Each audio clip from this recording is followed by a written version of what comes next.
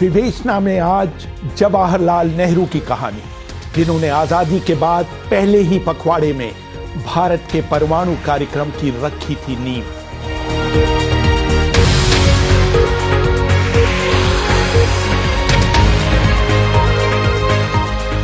अभिवादन स्वीकार करिए रेहान फजल का।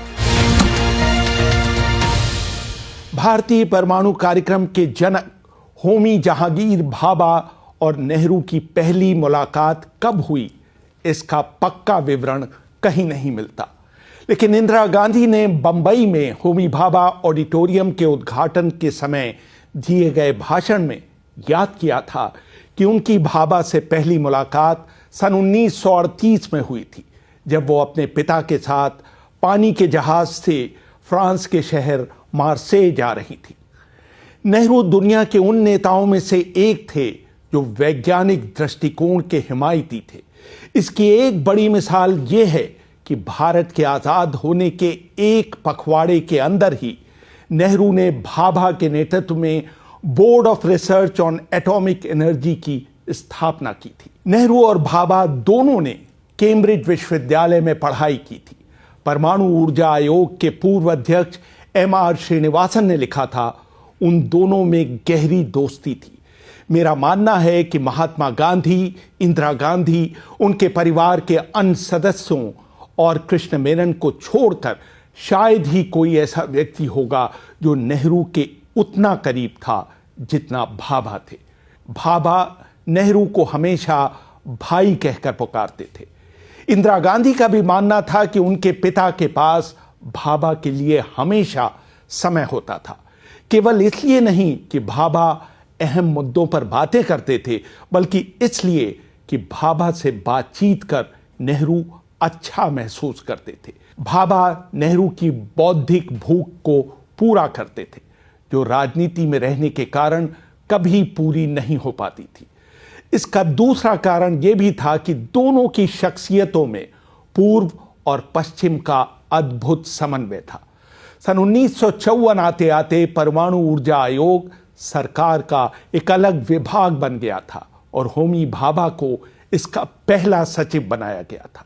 इससे पहले तक उसकी भूमिका सलाह देने तक की थी। इसके साथ साथ भाभा परमाणु ऊर्जा आयोग और Tata institute of fundamental research के प्रमुख की भूमिका भी निभा रहे थे। नेहरू और भाभा के नेतृत्व में सन 1955 में अलवाय में थोरियम प्लांट और फिर ट्रॉम्बे में पहले परमाणु रिएक्टर ने काम करना शुरू कर दिया था। देश के आजाद होते ही नेहरू ने विज्ञान से जुड़े संस्थानों की नींव डालनी शुरू कर दी थी। आज जो IIT, IIM, Indian space research organisation और एम्स जैसे संस्थान दिखाई देते हैं, नेहरू ने इनकी शुरुआत तब की थी जब भारत के आर्थिक संसाधन बहुत सीमित थे। पहली IIT सन 1952 में पश्चिम बंगाल में खड़गपुर में बनाई गई थी। भाखड़ा में सतलज नदी पर बनाए जाने वाले बांध को उन्होंने आधुनिक भारत के नए मंदिर की संज्ञा दी थी। वो हर वर्ष इंडियन साइंस कांग्रेस में भाग लेते थे। पीयूष बबेले अपनी किताब नेहरू मिथक और सत्य में लिखते हैं, नेहरू को देश के खेतों तक पानी पहुंचाना था, करोड़ों लोगों को रोजगार देना था, बच्चों को तालीम देनी थी, विज्ञान की नई से नई बात से देश को परिचित कराना था, देश की हिफाजत के लिए फौजी इंतजाम करने थे, कला संस्कृति को बुलंदियों पर ले जाना था, विदेशी मेहमानों के लिए होटल बनाने थे, चंडीगढ़ जैसे शहर बसाने थे। कौन सा काम था जो उन्हें नहीं करना था? सुबह 5 बजे से रात 1 बजे तक काम करने वाले नेहरू के इरादों का क्षितिज व्यापक था। वो दूर तक देखते थे। आजाद भारत के पहले मंत्रिमंडल में नेहरू ने अपने कटु आलोचकों डॉक्टर भीमराव अंबेडकर और श्यामा प्रसाद मुखर्जी को जगह दी थी। ये एक अद्भुत प्रयोग था जिसे बाद का कोई प्रधानमंत्री दोहराने की हिम्मत नहीं कर सका। नेहरू मंत्रिमंडल के सदस्य रहे भीमराव अंबेडकर ने उनकी यह कहकर आलोचना की थी कि उन्होंने कांग्रेस को एक तरह की धर्मशाला बना दिया है जिसमें सिद्धांतों और नीतियों का कोई महत्व नहीं है। उसमें मूर्खों के लिए भी जगह है और धूर्तों के लिए भी। उसमें दुश्मन भी आ सकते हैं और दोस्त भी। कम्युनिस्टों के लिए उसके दरवाजे खुले हैं और धर्मनिरपेक्ष लोगों के लिए भी। कांग्रेस में पूंजीवादियों के लिए भी जगह है और उसके विरोधियों के लिए भी। सन 1955 में जवाहरलाल नेहरू को उस समय भारत रत्न देने की घोषणा की गई थी जब वो यूरोप की यात्रा पर थे। बहुत से लोगों को ये गलतफहमी है कि ये सम्मान उन्हीं की सरकार ने उन्हें दिया था। राशिद किदवई अपनी किताब भारत के प्रधानमंत्री देश दशा दिशा में लिखते हैं, तत्कालीन राष्ट्रपति राजेंद्र प्रसाद के प्रधानमंत्री नेहरू के साथ कई मुद्दों पर मतभेद थे। इसके बावजूद प्रसाद ने नेहरू को भारत रत्न देने की पूरी जिम्मेदारी स्वीकार की थी। उन्होंने कहा, क्योंकि ये कदम मैंने अपने विवेक से, अपने प्रधानमंत्री की अनुशंसा के बगैर और उनसे किसी सलाह के बगैर उठाया है, इसलिए इसकी यह कहकर आलोचना की जा सकती है कि यह फैसला असंवैधानिक है। लेकिन मैं जानता हूं कि मेरे इस फैसले का पूरे उत्साह के साथ स्वागत किया जाएगा। नेहरू बहुत मेहनती शख्स थे। वो भोर होने के तुरंत बाद उठ जाते थे और दिन में 16-17 घंटे काम करते थे। इस दौरान वो इंटरव्यू देने, बैठकों में भाग लेने, नौकरशाहों और विदेशी राजनयिकों से मिलने और संसद अगर सत्र में है तो उसकी कार्रवाई में भाग लेने का समय निकाल लेते थे। रोज सुबह योग करना और 5 से 10 मिनट तक शीर्षासन करना उनकी दिनचर्या में शामिल था।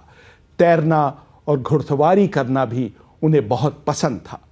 उनके पहले प्रधान निजी सचिव HVR आयंगर ने लिखा था, अगस्त 1947 में पंजाब के दंगाग्रस्त इलाकों के थका देने वाले दौरे के बाद हम सब करीब आधी रात को वापस दिल्ली लौटे। हमारा अगला कार्यक्रम अगले दिन सुबह 6 बजे का था।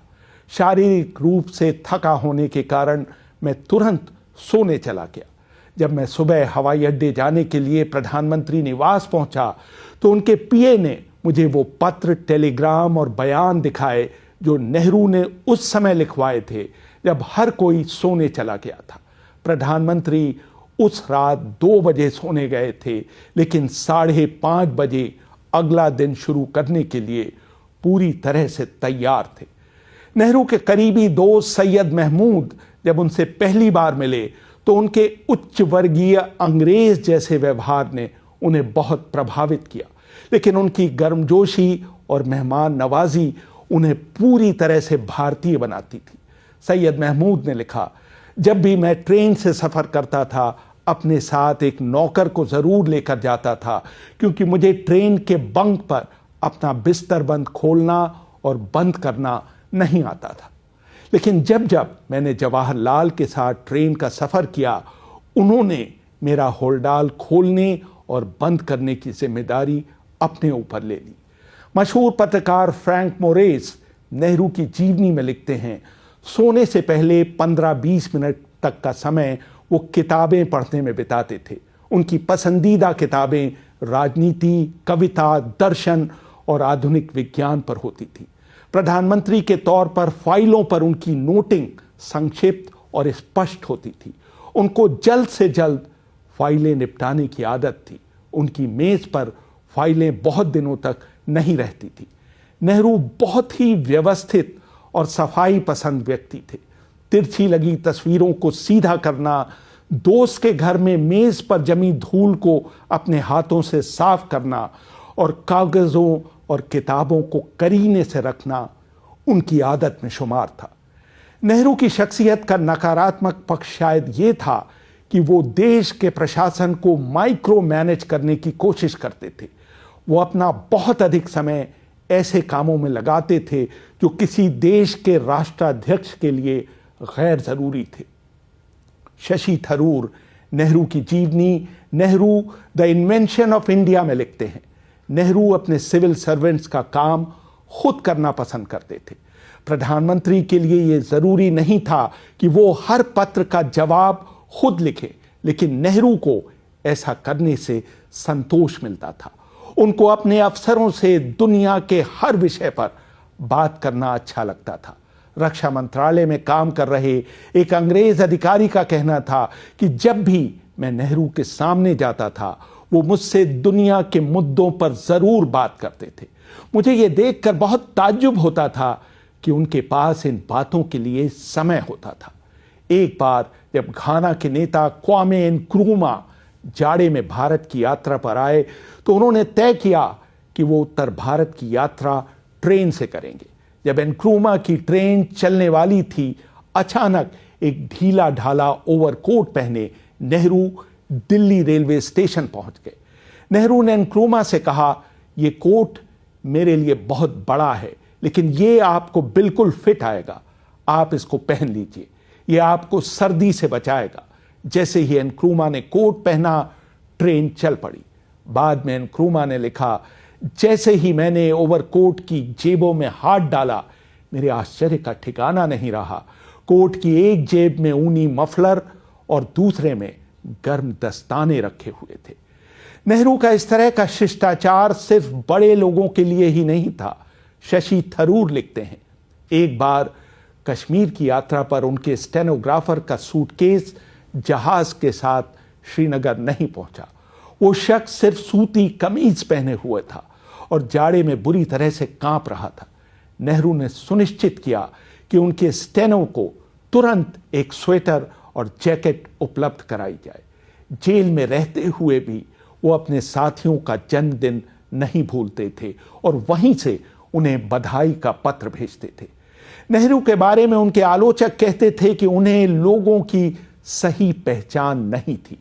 आलोचक ही नहीं, उनकी एक दोस्त राजकुमारी अमृत कौर ने लिखा था, लोगों का चरित्र पहचानने की उनकी क्षमता सटीक नहीं है। वो चापलूसी को भी प्रश्रय देते हैं, जिसकी वजह से कड़ी आलोचना को वो बर्दाश्त नहीं कर पाते और इसकी वजह से लोगों को पहचानने की उनकी क्षमता प्रभावित होती है। दोस्तों के साथ अपनी निष्ठा के कारण वो उनके दोषों की अनदेखी कर देते हैं। शायद यही वजह है कि एक नेता के तौर पर वो निर्मम नहीं हो पाते, जिससे उनका नेतृत्व कमजोर होता है। नेहरू उन लोगों को पसंद करते थे जिनमें शारीरिक पीड़ा और तकलीफ सहन करने का साहस और सामर्थ्य हो। 12 सितंबर 1955 को खजुराहो में जब वो कार से उतर रहे थे तो उनकी 2 उंगलियां कार के दरवाजे में आ गई थी। उन्होंने चोटग्रस्त उंगलियों पर पट्टियां बंधवा ली और अपना दौरा पूरा करके इलाहाबाद वापस लौट गए। पीडी टंडन अपनी किताब अविस्मरणीय नेहरू में लिखते हैं, उस दिन नेहरू ने सबसे हाथ मिलाने के लिए अपने बाएं हाथ का इस्तेमाल किया। उनकी उंगलियों में काफी दर्द था, फिर भी कपड़े पहनने, दाढ़ी बनाने, खाना खाने और दूसरे कई काम करने में उन्हें काफी तकलीफ हो रही थी, लेकिन उन्होंने उसका कोई बावेला नहीं मचाया। चाय पीते समय जब वो बाएं हाथ से चाय का प्याला पकड़े हुए थोड़ी असुविधा में नजर आ रहे थे तो किसी ने पूछ लिया, आपकी उंगलियां अब कैसी हैं? नेहरू का जवाब था, चिंता की कोई बात नहीं, जल्द ही ठीक हो जाएंगी। नेहरू के व्यवहार में ऊंचे दर्जे की शालीनता थी। राजनीतिक मतभेदों के बावजूद वो अपने विरोधियों से सामान्य शिष्ट व्यवहार करना नहीं भूलते थे। सन 1942 में उनके चक्रवर्ती राजगोपालाचारी से मतभेद हो गए थे, क्योंकि राजा जी ने भारत में मुसलमानों के लिए आत्मनिर्णय के सिद्धांत को मान लिया था। इस कारण वो देश में एक बड़े तबके में अलोकप्रिय हो गए थे। अप्रैल 1942 में कांग्रेस कार्य समिति की इलाहाबाद में बैठक हुई और राजगोपालाचारी उसमें भाग लेने के लिए वहां गए।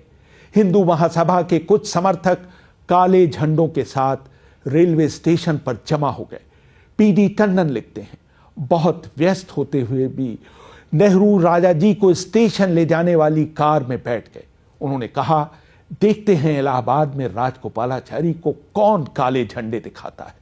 जैसे ही नेहरू ने काले झंडे लिए प्रदर्शनकारियों को देखा, उन्होंने लपक कर उनके हाथ से काले झंडे छीन लिए और उन्हीं के डंडों से उनमें से कुछ को खदेड़ दिया।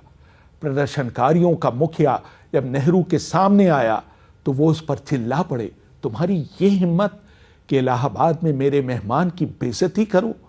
हिंदू महासभा के नेता जवाब में कुछ बोले तो वहां मौजूद कुलियों को लगा कि वो नेहरू का अपमान कर रहे हैं। वो बेकाबू हो गए और उन पर हमला कर दिया। इस पर नेहरू बहुत दुखी हुए। वो अपने हाथों से ढाल बनाकर विरोधी नेता को बचाने लगे। नेहरू को सादा भोजन करना पसंद था। 18 जून 1956 को उनके भोजन के बारे में एक सरकारी नोट जारी किया गया था। उसमें लिखा था, प्रधानमंत्री का आग्रह है कि उनके भोजन के लिए कोई विशेष या अलग तरह का इंतजाम न किया जाए। वो जिस जगह भी होंगे वहां का सामान्य भोजन लेना पसंद करेंगे। वो मसाले मिर्च खाने के बिल्कुल अभ्यस्त नहीं हैं। वो मांस खाते हैं लेकिन उन्हें सामान्यतः शाकाहारी भोजन ही पसंद है। सुबह वो कॉफी और तीसरे पहर फीकी चाय का एक प्याला लेते हैं। गांधी जी की हत्या होने के बावजूद नेहरू को अपनी सुरक्षा की कोई खास परवाह नहीं थी। उनकी कार के आगे अंगरक्षकों की कारों का काफिला नहीं बल्कि एक मोटरसाइकिल सवार चला करता था। रेहान फजल, BBC, दिल्ली।